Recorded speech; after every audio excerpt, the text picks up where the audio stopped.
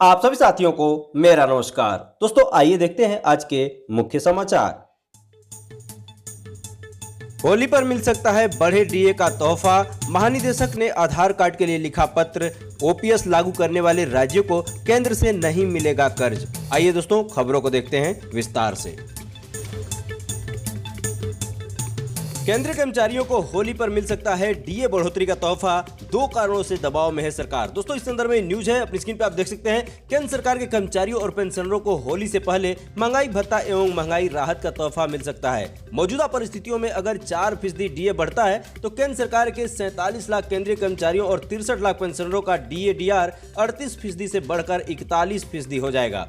कर्मचारी संगठनों के पदाधिकारियों का कहना है कि इस बार सरकार डीए और डीआर की बढ़ी हुई दरों की घोषणा करने में देरी नहीं करेगी। वजह कई कारणों से सरकार दबाव में है। अभी तक केंद्र ने कोरोना काल के दौरान फ्रीज किए गए डीए का 18 माह का एरियर नहीं दिया है। साथ ही पुरानी पेंशन लागू करने के लिए केंद्रीय कर्मचारी संगठनों ने आंदोलन शुरू किया है। ऐसे में केंद्र सरकार समय रहते डीए की दरों में इजाफा कर सकती है।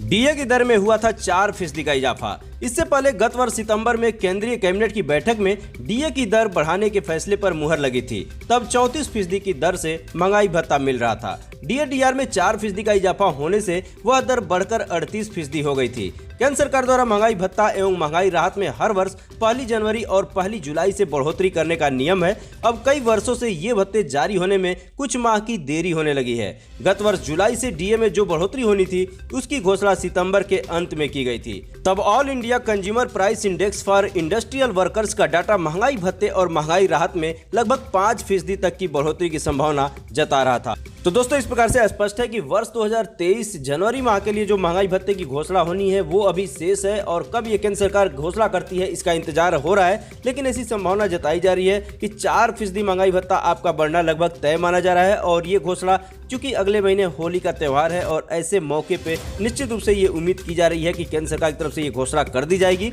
और यदि ये घोषणा हो जाती है तो फिर राज्य कर्मचारियों के लिए भी ये 4% बढ़ा हुआ महंगाई भत्ता देने की घोषणा शीघ्र की जा सकेगी। तो दोस्तों आइए देखते हैं अगली खबर को।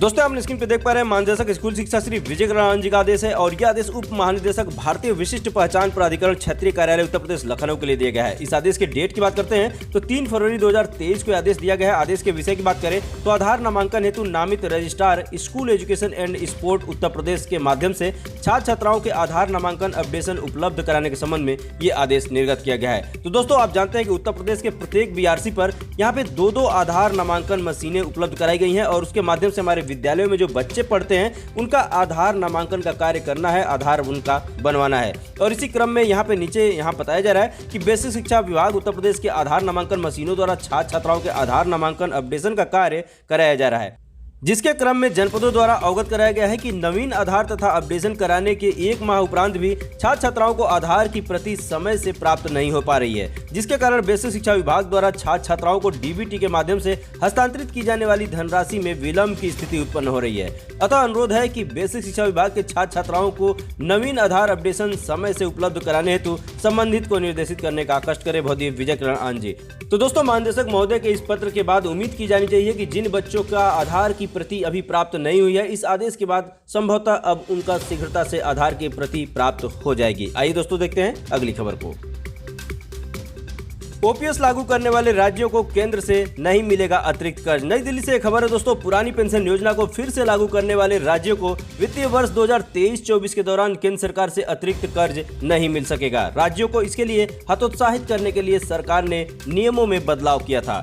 नई पेंशन प्रणाली के तहत राज्य सरकारें अपना और कर्मचारियों के वेतन का एक तय हिस्सा pension funding regulatory development authority को देते हैं, जिसे बाद में कर्मचारियों को पेंशन के रूप में दिया जाता है। इसके तहत पेंशन फंडिंग एडजस्टमेंट के तहत राज्य सरकारें केंद्र से अतिरिक्त कर्ज ले सकती हैं। यह अतिरिक्त कर्ज राज्य के सकल घरेलू उत्पाद अर्थात जीएसडीपी का 3% तक हो सकता है। राजस्थान, छत्तीसगढ़, हिमाचल प्रदेश, झारखंड और पंजाब ने नई पेंशन प्रणाली को खत्म कर पुरानी पेंशन योजना को लागू किया है। ऐसे में वित्तीय वर्ष 2023-24 में इन राज्यों को केंद्र सरकार अतिरिक्त कर्ज देने से इनकार कर सकती है। पुरानी पेंशन योजना के तहत सरकारी कर्मचारियों को उनके अंतिम वेतन की आधी रकम सेवानिवृत्ति के बाद पेंशन के तौर पर मिलती है। पुरानी पेंशन योजना से राज्य सरकारों के खजाने पर भारी दबाव पड़ेगा।